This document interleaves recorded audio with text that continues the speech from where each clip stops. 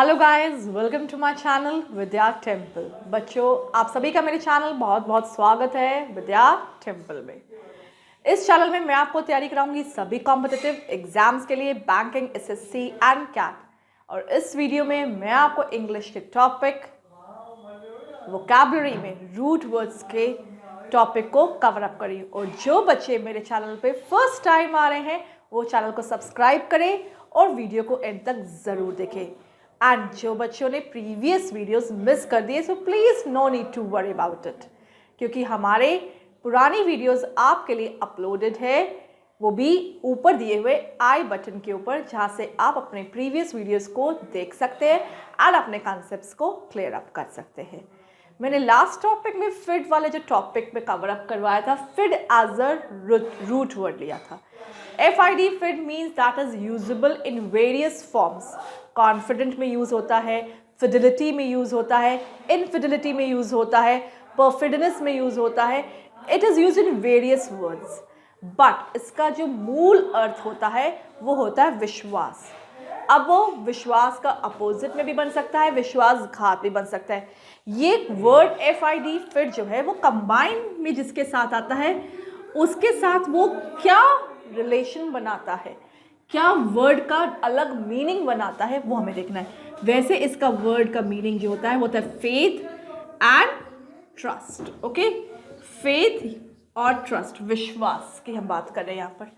अब यहाँ पर जो हमारा न्यू वर्ड है, मैंने अपने लास्ट वीडियो में फर्स्ट 2 एग्जाम्पल्स आप लोगों को बताए थे, जिसमें कि वो वर्ड्स थे फिडिलिटी एंड इनफिडिलिटी। उनका भी यही मतलब था, फेथ होना, विश्वास होना। अब यहाँ पर परफिडी है नया वर्ड।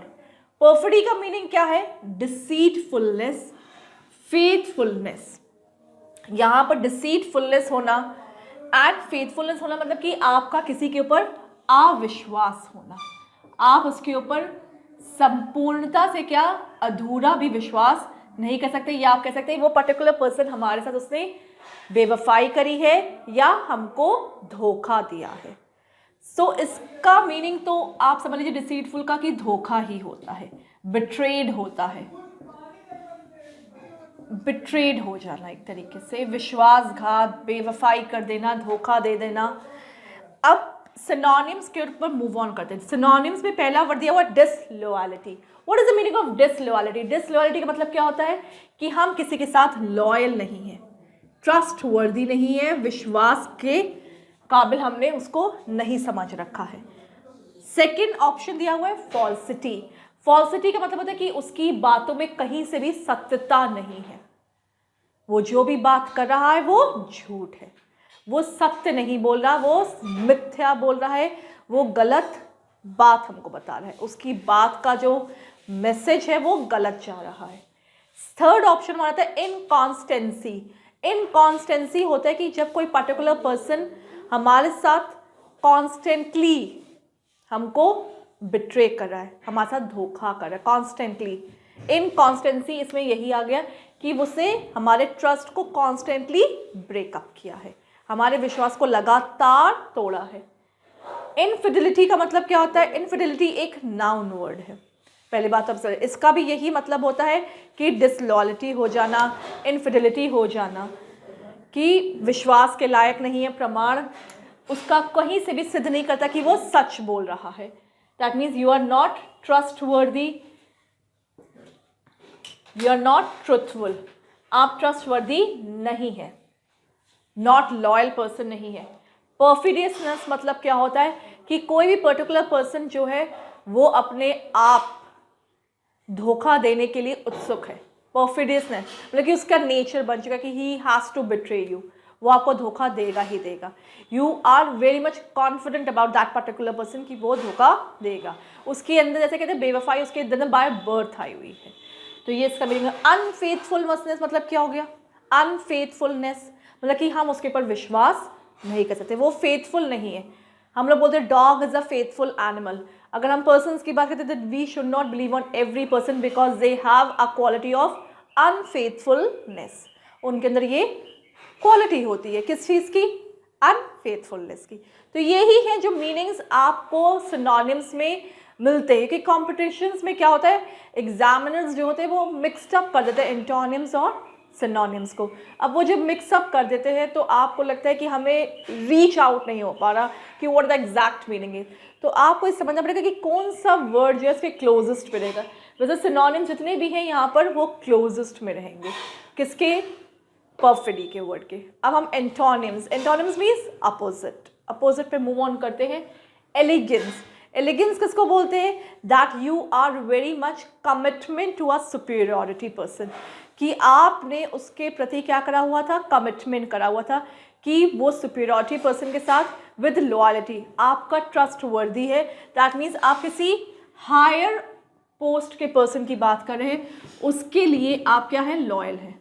हायर पोस्ट के पर्सन के प्रति आप लॉयल्टी है, means you are loyal to your boss या अपनी टीचर्स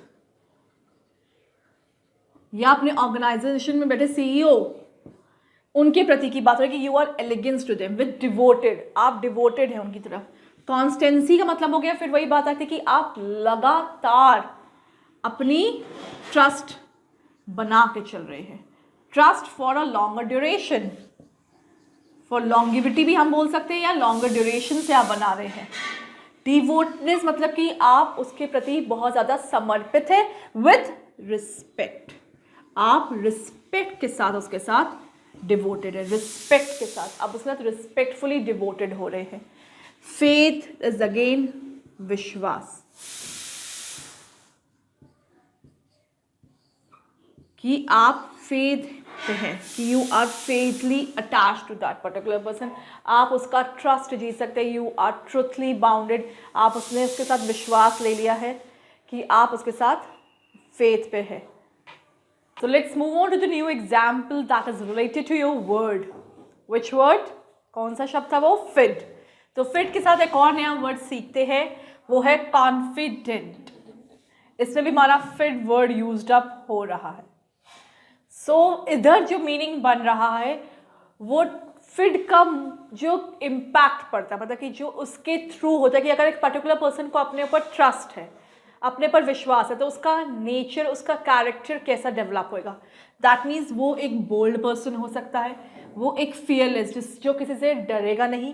तो यहाँ पर इसका हम कह सकते हैं कि रिजल्ट कहते हैं, फिड का एक तरह से हम कह सकते हैं रिजल्ट क्या हो रहा है, दैट मीन्स ट्रस्ट वर्दी के बाद कन्विंस्ड भी हो सकता है यहाँ पर वर्ड, कि वो कन्विंस्ड हो जाता है, मीन्स उसके अंदर इतना फेथ है, अपने अंदर अपना इतना विश्वास है कि वो किसी को भी कन्विंस्ड कर सकता है।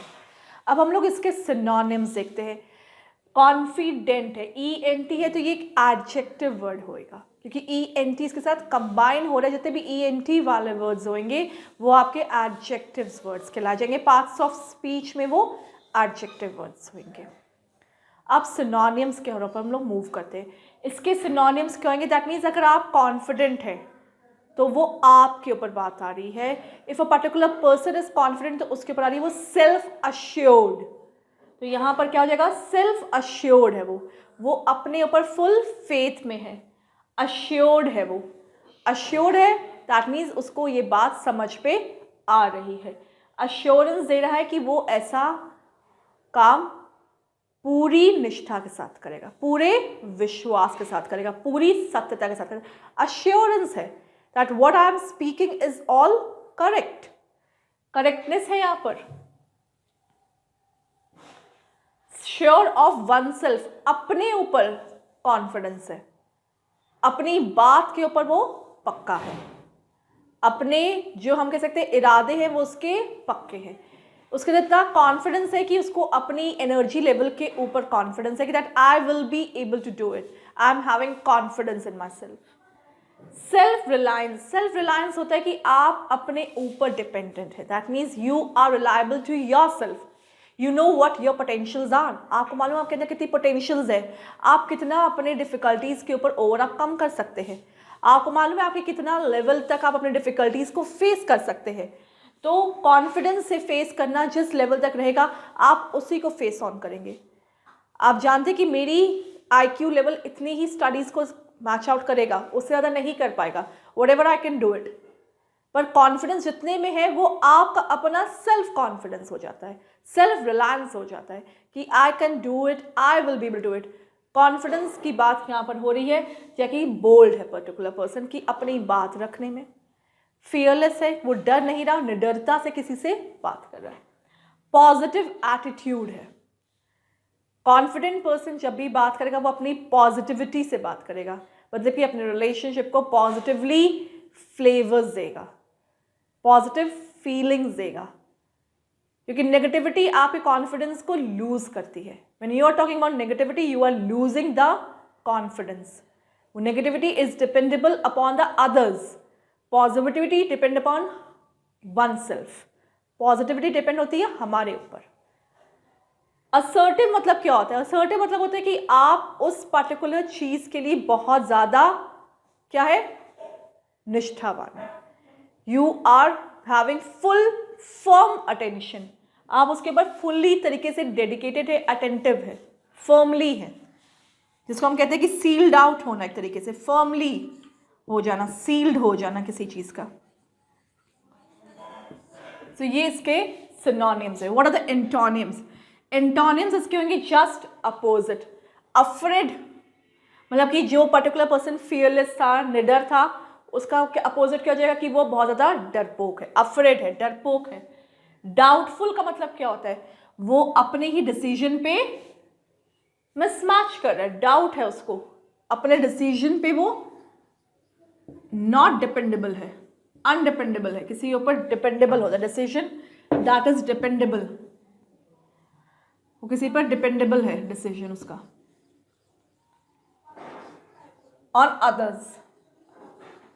उसका खुद का सेल्फ डिसीजन में ही इज डाउटिंग, वो टू के बीच में कंफ्यूज्ड, हम इसको कह सकते हैं, वो कंफ्यूज्ड पर्सन हो सकता है। डिप्रेस्ड, डिप्रेस्ड है क्योंकि उसके अंदर क्या आ जाएंगी, जब वो डरेगा वो डिप्रेस्ड हो जाएगा, डर उसको डिप्रेस्ड कर देगा, उसको नेगेटिव थॉट्स को ओवरवेल्म कर देगा, उसके अंदर नेगेटिव थॉट्स आ जाएंगी,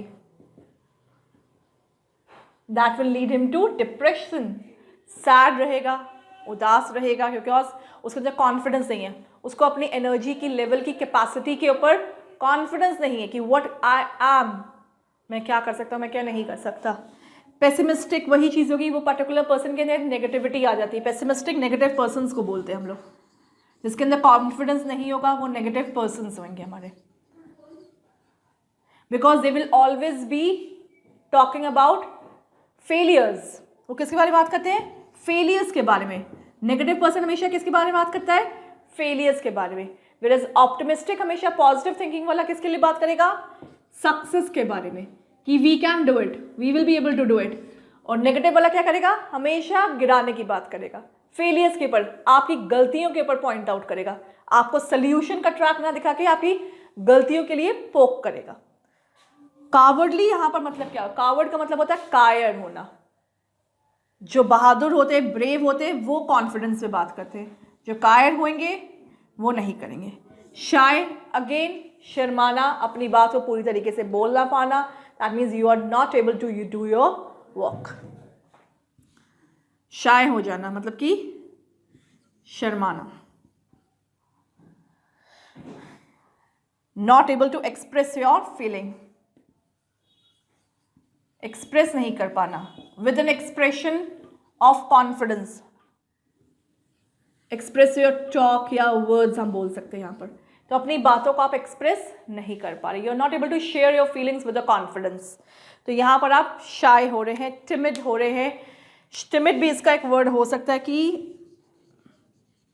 आप यहाँ पर टिमिड रिएक्शंस दे रहे हैं, अनसर्टन है, you are not sure about your words. तो अनसर्टन भी इसका एक एंटोनिम हो सकता है, अनसर्टन है, you don't know what your words are, आपको नहीं मालूम कि आपके शब्द किस तरीके से आपके रिजल्ट को लाएंगे। You are uncertain about your words, you are lending your words, मतलब कि आपको कोई शब्द दे रहा है तब आप बोल रहे हो, but you are not fully confident, आप कॉन्फिडेंस पे नहीं है। So this is the word confident का मतलब क्या होता है? बोल्ड होना, फियरलेस, बिना डर के काम करना, अपने ऊपर फुल्ली पोटेंशियल्स एनर्जीज के ऊपर पूरा क्या हो जाना? विश्वास, ट्रस्ट होना, that I will be able to do it, bravely उसको कन्विंस कर लेना।